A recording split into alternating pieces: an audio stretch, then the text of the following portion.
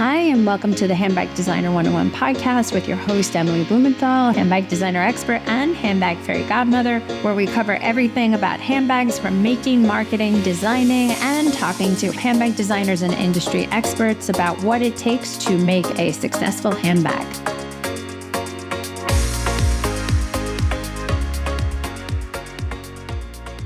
Welcome, Quana Redstar, to Handbag Designer 101, the podcast. You came highly recommended from all over the world, all over the place, in terms of the bag to buy, how to buy, in terms of first primary, secondary market from the real evaluation manager.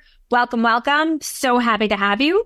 Thank you so much for having me. This is, I'm really excited. This is awesome. Yeah, we made the mistake of started chatting before, which I'm like, pause. So let's just dive right in. You had said that 𝐁𝐁𝐿𝐼 sells well in the resale market. Yeah. So there are some, we call them mid-luxury brands. They're that price range anywhere from like $100 to like $500. They're attainable luxury. They tend to be made well with quality materials. 𝐁𝐁𝐿𝐼 is definitely one of them. The price point is attainable. It's also available at larger retails at discounted prices like Nordstrom Rack, TJ Maxx, things like that. So it still remains on like the higher end of like discounted, but we take that and we can still sell it around the same price, anywhere from like $75 to $175, depending on what it is.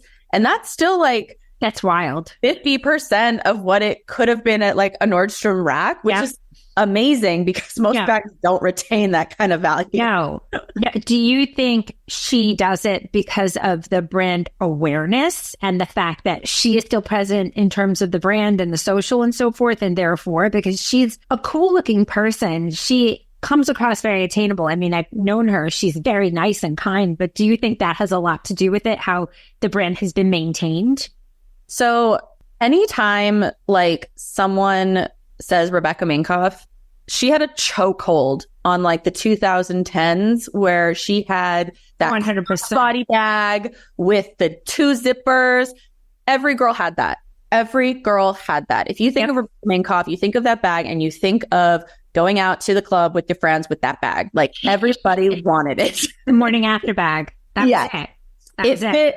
It fit everything you needed, but it was also small enough where you could just throw it on and party the night away and it wouldn't get in your way. And everybody had it. And I think that cult following during that time really solidified her staying relevant because, of course, now all the, nostalgia trends are coming back. The early 2000s are back. Oh, God.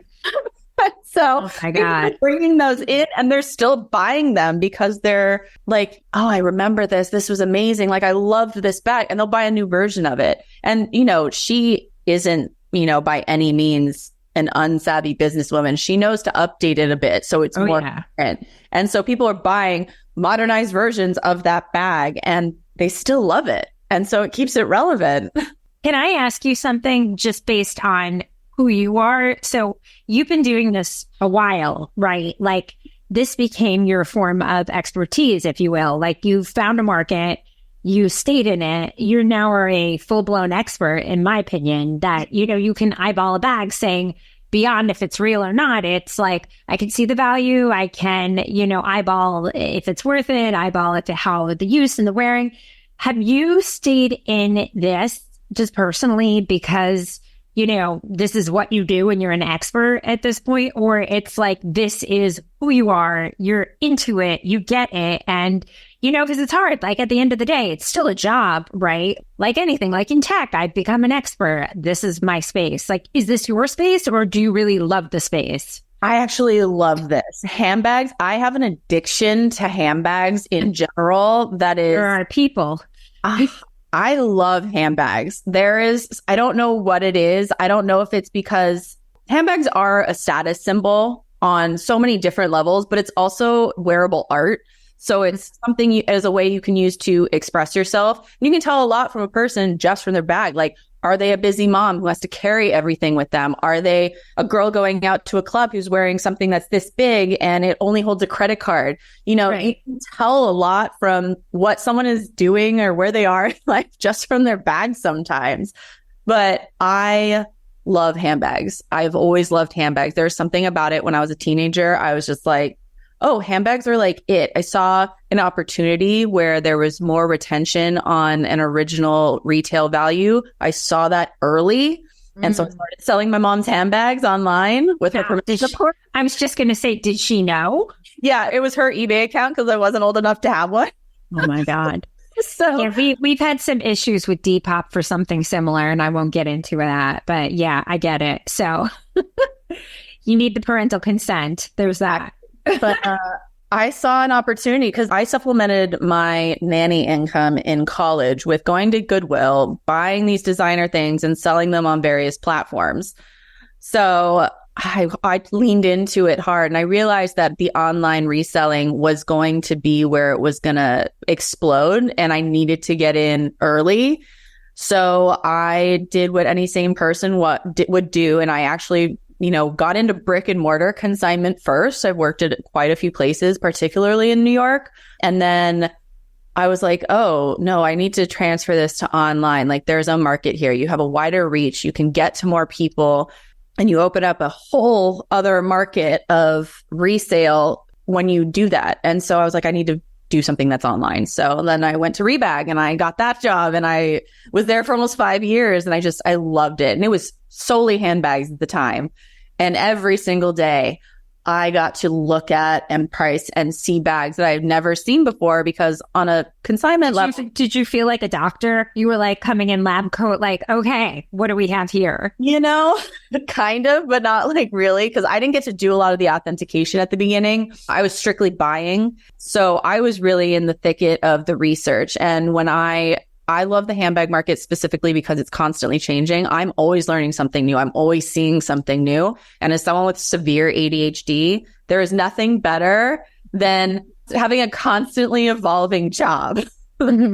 Is this something with your learning that you considered doing on your own? Or did you say, why bother? I might as well jump into somebody else who's already doing it. So this is the crazy thing. I've definitely thought of doing something on my own. I haven't gotten to the point where, and I don't know if this is like imposter syndrome or something. I just don't I know I'm an expert, but at the same time, I'm like, am I an expert? Like, I don't really know. That's a female thing. That's unfortunate, but it's such a female thing. There's no way around it. It's crazy. Yeah. I could talk about this all day. And it's like, I know that I have the expertise to do something like this on my own, but I think it's also like taking that leap would be really hard. But when The Real Real was founded in 2011, I was going to say 2011, but I don't know. I was at the event, one of the events the year after, where Julie was talking about it. And, I met her firsthand, and she was giving this whole speech and like, okay, and this is what the market is. And it was so funny because so many men in the room were like, I don't know. And I'm like, damn, she's onto something. She is onto something for sure. She was. And that was my goal. My goal since actually 2015, I wasn't old enough to really know how to use that at that point, because I also wasn't that deep into like high-end luxury at that point. But later on, I was like, I want to work there. So I applied multiple times, several years after they started, and I never, got very far. And then I was like, okay, so what do I need to do to get here? Because they said I didn't have enough experience at that point, because at that point I was just doing eBay and, my own. Right. So I went on a path to get here. That's what I did. Yeah. I mean, The Real Real is truly like the Google of resale. So I get that. Absolutely. It is. Absolutely. Yeah. It's so funny that you say that, because like, for example, with What Goes Around Comes Around, and I had spoken, and that episode's on in the queue, but we had spoken about, brands that they invest in, and they only touch luxury. She's like, well, there's other sites like The Real Real that will have a larger array of other brands, but that's not something that we venture because, they have a brick and mortar and it's a lot smaller, and it's, it's a tiny store comparatively. What do you think the value in terms of circular market of brands like Beyond Minkoff and so forth? Like, it's off price is one of the strongest markets to date. We had 𝐀𝐰𝐚𝐫𝐝 from 𝐀𝐞 come. He's going to be speaking soon. And, the disparity between being a handbag manufacturer, you have to depend on off price to make your money. I mean, that's just a cold, hard fact. So how do you, in your professional opinion, think about that juxtaposed with a circular economy of buying labels, buying used bags? Like, where does that space fit in for everybody else? I think partially, if you do want to start a brand, one, obviously make it an attainable price point, because when you create a brand that is popular on a primary market, just for an example, Mansur Gavriel, when they first popped up in 2015-ish, I mean, they might have been around a lot longer, but there was something about the bags that they were making. It was the bucket bag with the sleek leather, the shiny leather with the red interior, and everyone had it. Yep. So well made. So affordable, mostly under 500. And they made it so attainable but also so attainable price point wise, but not attainable supply wise, that They created a demand that meant that you had to pay over retail to get one of those bags at the time. Now, of course, there's a lot more of them on the market. Right. But they're still selling for anywhere from $100 to $300, which is still a majority of its retail currently. Right. So I think if you do something like that, you create a quality product, you put it out on the primary market, and you create the demand for that there, the resale market will follow. I think that that's just how that kind of works. And if you really put out a quality product, it'll speak to itself that your product is going to last a long time, which means it can be sold multiple times. And that's just where that circular economy comes in, where you're just giving new life to a new owner and you're rehoming your bags and you're just not throwing it in a landfill. I just spoke to the founder of Digital Fashion Week and was speaking about adding an NRC chip into the bag. So, every time the bag resells, that whomever creates the bag, theoretically, at least on a digital market, can profit from it being sold over and over and over again. I think that's such an interesting point that you're saying about creating something at a digital price point just for that reason. And there are brands like 𝐀𝐻 that have created their own resale market, which I think is the smartest thing ever. Do you think that as a new brand, that even to start almost like a Reddit version of your site, of your brand, of, okay, if you want to sell it back, that's fine. Sell it on this market. We'll create a platform. Don't sell it back to us. You resell it and we'll be part of it one way or another. I mean, there's even companies now that are working with brands that want to do that, so that they have a resale platform directly on their own site where either people can sell back to the brand or just sell it for credit to buy something else with that company, or they profit off the money because the company will buy it from them. But there's new plugins where I'm seeing brands that are saying, yeah, we definitely want to resell it. Just give it back, gently used. Let's do it. I mean, Lululemon is even doing it. Lululemon has a little resale section in their site. They're yeah, it's lightly used, or it came back and didn't have the tags. It's amazing that people are able to do this more freely now, rather than go on eBay and have to list and answer questions, do all this stuff.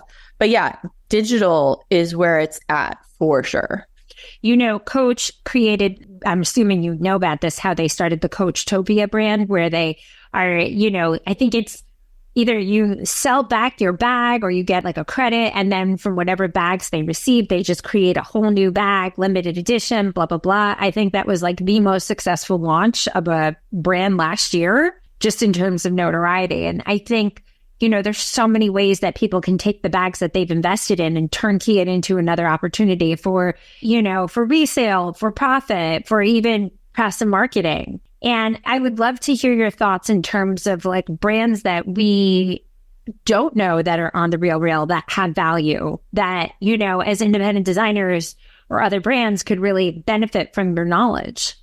I'm mostly in handbags, so I couldn't tell you about anything else. So that's all I care about. That's all right. So Sanrev, amazing. Polène, also another amazing brand. And the best part about these brands is that their pieces are very plain.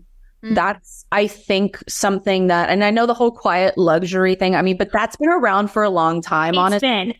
Someone put a name on it. That's someone put a name on it. It's been around forever. But One of the nice things about bags that don't have tons of embellishment is that they last longer in terms of trends because they're more transitional. Like if you get things that are lots of embellishments, like it could go out of style, like or stars or rhinestones, whatever. But a lot of the brands like Coach, sometimes Michael Kors, even Michael Kors collection, Polen, Sonrav, Rebecca Minkoff, one of the things that a lot of those have in common is that the more plain styles are the ones that sell the most. And I mean, don't get me started on Coach's Legacy collection that they did ages ago. Literally my favorite thing of all time. And they use like glove tanned leather. Everything was archival designs. And unfortunately, the Real doesn't take Coach mainline, but they do take Coach 1941. They just started taking Coach Topia because these things sell really well. I love Coach. Honestly, Coach is one of my favorite brands. Well, you know, Coach, the brand, before they were sold to Sara Lee, that was their original leather. Their factory was in Florida. They were using the baseball mitt leather. And, you know, it was that greasy, shiny, you know, we all got a Coach bag for graduation or bought one and, you know, for a first job or had those ugly 50-pound briefcases and you said it was Coach and you thought you were like a working girl or something or vintage working girl. And, you know, to this day, at any flea market, you can always find one of those crossbody Coach bags where the strap is like basically like a leather strap. Like a piece of leather string. And, you know, it's a twist tie buckle and, you know, the hardware and so forth is so minimal. And it's like, it's a mini bag, if it will, like an East-West mini bag that still, you know, it still works. And it still looks great because each wear, those just start to look better. The more you scratch them, the more like, because it's a skin. That's what I explain to people. Leather is a skin. And like, if we take such good care of our skin, think of what you could do for a leather bag. Go figure. People always forget that. And one of the things I always notice is like edge or corner wear. And I'm like, put some mink oil on that. You'll darken that right back up. I mean, obviously test it if it's not black, but on black particularly, mink oil will revive that and make it so deep and luscious again. It's amazing. But yeah, it's like taking care of your skin. You got to put lotion on it. Oh, no, I use Vaseline. I've used Vaseline for years. Like, you know, buffing up my shoes before I go out with some or it's the low budge version of Aquaphor. Same thing. They're adjacent. Yeah. If you ever wanted to start a handbag line and didn't know where to start, this is for you. Living proof that independent designers can make it big. Emily Blumenthal is one prime example. If you had dreams of becoming a handbag designer and didn't know where to start, this is for you. If you have a handbag brand and are in need of strategy and direction, this is for you. I'm Emily Blumenthal, handbag fairy godmother and handbag designer expert, and this is Handbag Designer 101, the masterclass. Over the next 10 classes, I will break down everything you need to know how to make, market, and manufacture a handbag. Broken down for you that you'll not only skip steps in that handbag building process, but also save money in that learning curve. For the past 20 years, I've been teaching at the top fashion universities in New York City, created the Handbag Awards, and also the Handbag Designer 101 podcast. I'm going to show you like I have countless brands from sketch to sample to shelf, whether you're just starting out and don't know where to begin, or even if you have a handbag line and just need some strategic direction, the Handbag Designer 101 Masterclass is just for you. So let's get started and you will be the creator of the next It Bag. Join me, Emily Blumenthal, with the Handbag Designer 101 Masterclass.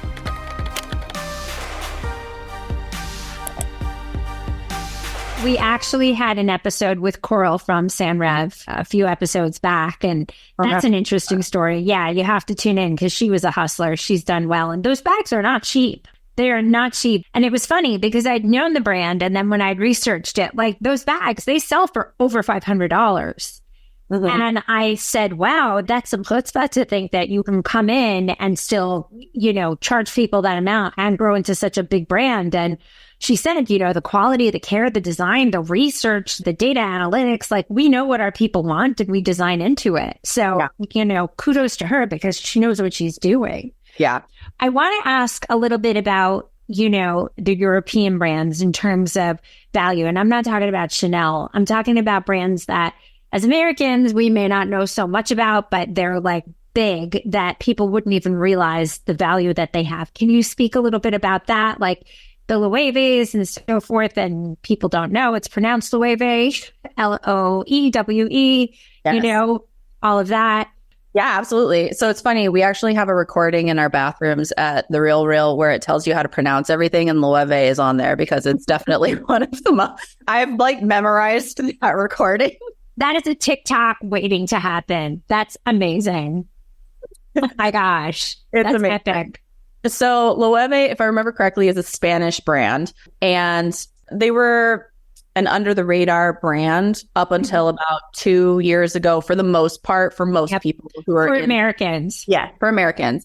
They've been around for a long time. They have some of the cutest things ever. I love their anagram. I don't know who designed that, but that anagram is adorable. It's just cute and flurry and just, I love it. The Amazona was probably what really put them on the map in the early 2000s, mid 2000s. So that was a little rectangular balletto situation with two little handles. Didn't usually come with a strap. I mean, you could add a strap if you wanted to, but Right. a couple of years ago, they came out with like actual new designs that they have The not. knots and Yes, they had knots. They had the puzzle bag, which I love the puzzle bag. I think it's so cute. And then they took that a step further and started taking these wildly popular bags that were all of a sudden everywhere. And I also think a lot of it had to do with social media, because the more eyes you have on something, obviously, the more popular it becomes. right. And so that puzzle bag was everywhere. But then they started making other bags that were, again, fairly plain. You have to look at, but they're well made and they're solid, and it doesn't feel like they're going to fall apart at the seams. But then they started doing collabs, and they started really adding like young twists to things. Because a lot of the times, these older like old in the sense like they've been around for a really long time, these older European brands tend to want to cater to older, richer people, which is totally fine. You know, if that's your market, great. But they realized at the same point that I did was that we were about to come into a new wave of a new type of consumer. And that was a generational thing that with social media, I don't think anyone was ultimately prepared for the boom of what resale was, because consumers now, the younger consumers, are more likely to remain loyal to a luxury brand if they use recycled materials or things like that. If they believe that the brand is more sustainable or more on the green side, they're actually more likely to buy from that brand repeatedly, because they know that they can then resell those pieces for, you know, a good decent amount of what they bought, but they're also willing to like go back and use that money and buy from the same brand. And Prada, the re-nylon thing alone, that was genius. Yeah. That was genius. Whoever decided that that was a good idea should get a raise and lots of money. I'm sure they did. But that crossbody, everybody had one because it was mostly the younger generation. But Loewe knew to leverage social media, not only to get eyes, but to take in ideas. And like the Studio Ghibli thing, do you know how much I wanted something from the Studio Ghibli collaboration? If you grew up in the like 90s and early 2000s, Studio Ghibli with Kiki's Delivery Service and Spirited Away. Like seriously, some of my favorite childhood movies were being put onto these luxury handbags. And I was just like, take my money. Take it. I want this. The soot sprites, the little soot sprites on that puzzle bag, cutest thing in the world. I love soot sprites. I'd always thought they were like the best part of the movie. I thought they were adorable. And then you put it on a handbag. Of course, I'm going to want to buy it, because not only does it speak to my luxury brand inner goddess, it also heals my inner child. Look, this is why there's a podcast about it. Can I ask you, has any brand, you know, now with off-price, people are creating merchandise directly for off-price. It's not like the goods didn't sell and we're turning it over for you to resell. It's, hey, we're cutting to order specifically, you know, 2,000, 3,000 pieces straight for Saks Off Fifth and retailers like that, Costco, so forth. Has anybody approached The Real Real to sell primary market goods. Has that ever happened where a brand has said, hey, we're doing a collab, we'd like to sell it exclusively on The RealReal? Has that ever happened? As far as I'm aware, I don't believe so. I mean, I know that The RealReal will do collaborations with like designers or stylists and things like that for either curated collections, or they just did a collaboration with FIT where they had, I think it was 8 designers create 8 pieces that were used from things that at The RealReal were either lost and paid for, and they upcycled. I mean, the pieces are gorgeous. There was a denim coat made, like a patchwork denim coat that was done by this girl, I believe, that just, it was gorgeous. It was belted. It had wide lapels, and it was like, I think it was calf length. It was gorgeous. So they do stuff like that. The RealReal also has a direct relationship with *𝐀𝐚𝐬. So a lot of their surplus Gucci stuff actually goes directly to The RealReal, typically off-season stuff, things that have just not even sold at the outlets because, you know, it has an outlet. Yep. Exactly. So they send it to The RealReal. The only thing with that, which honestly for Gucci is kind of a smart thing, is it creates a bit of a ceiling resale wise, because we get so much product that's brand new with tags from them.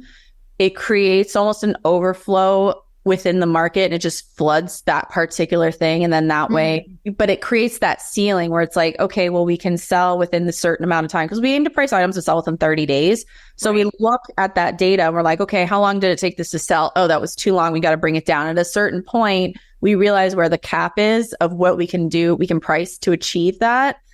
And yeah, with Gucci, we tend to get a lot of stuff. So like there's that.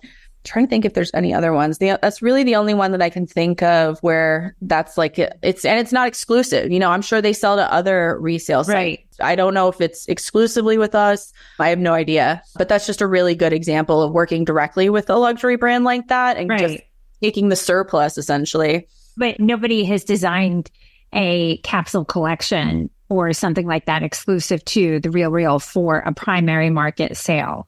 Not a major designer. No, not that I'm aware of. We did do recollections. You can kind of search our website for recollection. There were some, again, they take like pieces and they repurpose them and they turn them into new things, which is definitely interesting and definitely like a la Coachtopia.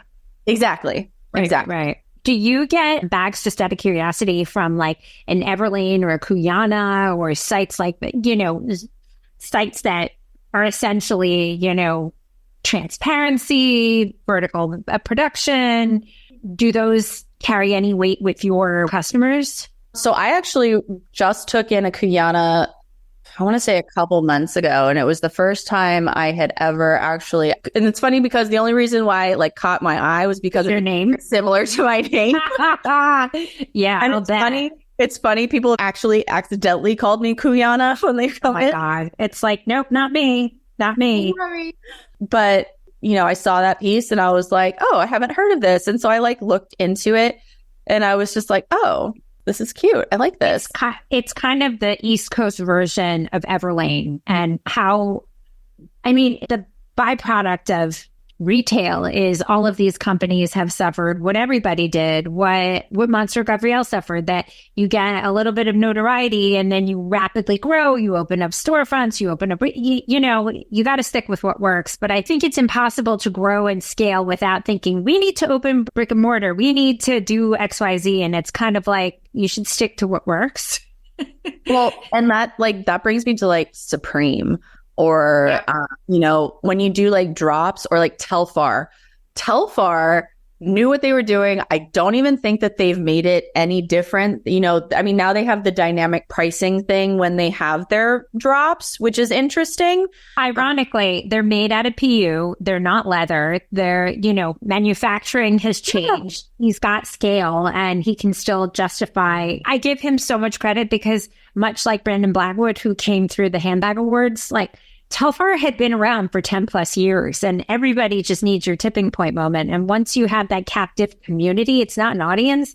Once you know you have that community that you can be very judicious with releasing product, you know that you've got the power to not so much price manipulation, but like control in terms of what you know they're willing to spend. Yeah, exactly. And having with like Telfar in particular, people would buy the bags from those drops and then bring them to the Real and resell them for almost twice what they paid for them. That's wild.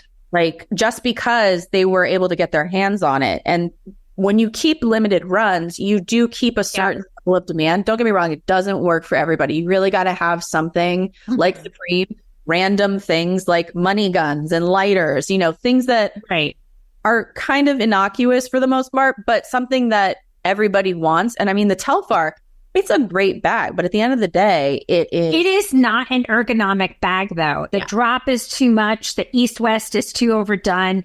I see people struggling wearing that bag, and I'm like, I get it, but it's not a comfortable bag, but I get it. I just, it makes sense to me.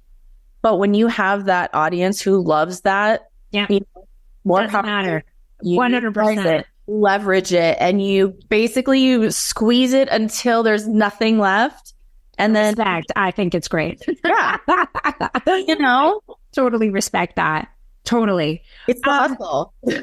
And listen, and it's so funny because I think people like you and me can talk about this excitedly and there's so much greatness. And then if you talk to a handbag manufacturer, they're very bitter. They're very frustrated. They're very like, okay, there's less and less people. There's less and less retails closing. And I've said this from day one prior to the pandemic, when handbag sales were going down, and then they kind of died during the pandemic. But now things are working their way back up. Novelty is back. People want newness. They want innovation. So I just think the customer is savvier, and they know where to shop, and they know how to shop, and they have a better sense of the value of their product. And they may not be willing to buy a Michael Kors bag at an outlet when they might be able to save their money and buy a bag. And then, to your point, buy that Telfar bag and then resell it and then buy a different bag for what they were looking for. Yeah, exactly. I mean, there's just so many options now, like with the internet and the marketplaces that are available to primary market consumers now. It's opened up an entirely different experience for shoppers in general, which I both love and hate, but I love it. I love it for the most part. When Poshmark, started, I was like, oh, this is fantastic. It's so much easier than eBay. But the market was a lot smaller because not everybody was on it. Obviously, now it's a lot bigger. And then there's eBay, which, man, the evolution of eBay, honestly, has It's something. Let me tell you, it is something. I get that too. And they aren't scaling. Nope. A proportion.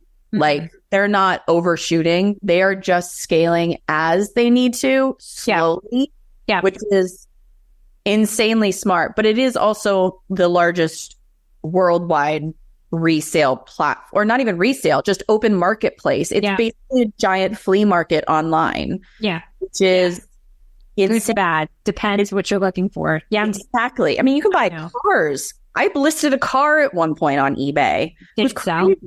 It didn't, but it made the front page. It made the front page. Yeah, my grandpa, he asked me to list his I think it was 1965 or 1969, I can't remember which, his Mercedes Gullwing. And it was fully restored, and he was the second owner. He had all the original paperwork, and we had put it up on eBay for $1.8 million. Yeah. How much did it end up selling for? So he ended up selling it for just slightly less than that, and he threw in another car to a gentleman in Germany. Oh my God. Just come pick up the car, drive it home. It was crazy. No, and they had it like shipped. And the funny thing is like, I think it was last year, I just happened to be like Googling the car because, every once in a while I want to see where it's at, what it's doing. And it was for sale again. And it was like twice as much. And I'm like, wow. Wow, Grandpa, you missed out. But one less thing to deal with.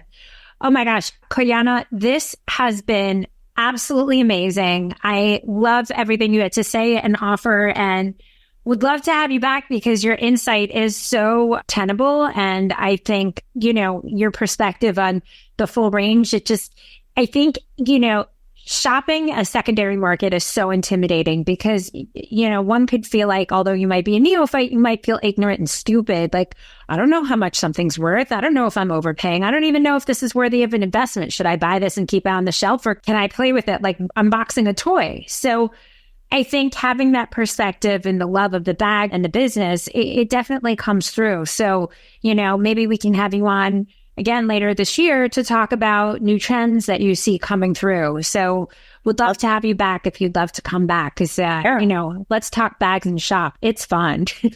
So much fun. And I think my main word of advice for anyone who's looking to buy bags and whether or not they're making an investment, the ultimate investment is whether or not you like it. Don't buy it to resell it because that's not always, you'd be amazed by the people who come in in an appointment and they're like, oh, it's not worth. I'm like, most bags don't retain a lot of the value. It's a game. You really have to know what it is you're investing in. But if you buy it to love it, the women who come in with a Birkin that they bought last year bought it because they liked it and because they actually wanted to wear it. Yeah. They ended up still making money on that, even used. We have people who come in with a Birkin brand new that they bought last week and like they're sometimes wildly greedy with the resale price, which is crazy to me because they're still making twice what they paid for it. Right. But then there's women who come in who used it and they're like, I loved it. I wanted to use it. I did. But at the end of the day, I wasn't reaching for it as much. And I think I want a different color. So I want to sell this. And I'm like, great, this is what we're going to list it at. And they're like, oh, really? That much? I've used it though. And I said, well, you bought it because you liked it and you used it for that reason. And your return on investment for this is just automatically higher. So right. It's still worth more. Or you could be like Christina Ricci and sell your handbag collection to pay for your divorce. So there's that. How can we follow you, learn more, and get more information from everything for what you just shared? Honestly, my Instagram is mostly personal. I don't really have a professional one, but if you want to follow me, it's at @K_Redstar on Instagram. And that's pretty much where I am all the time. And then if people want to shop The Real Real, it's therealreal.com. Yeah. And, if you want help navigating it, because I know our site is very intimidating because, you got to think we process tens of thousands of items like a day. So if it seems intimidating, honestly, my biggest piece of advice is use general search terms. You're going to pop up a lot more if you narrow it down to specific brands. Honestly, you may miss out on brands you didn't even know you would love. One of my things I'm searching for right now is a neutral pair of boots. So I just check that every day and they launch new stuff every morning at 7 a.m. and at 4 p.m. New stuff every day. It's fantastic. It's honestly, my addiction to that site is Quana, thank you so much and looking forward to having you back. Thank you so much. It was so nice to meet you. This was so much fun. Thanks for listening. Don't forget to rate and review and follow us on every single platform at Handbag Designer. Thanks so much. See you next time.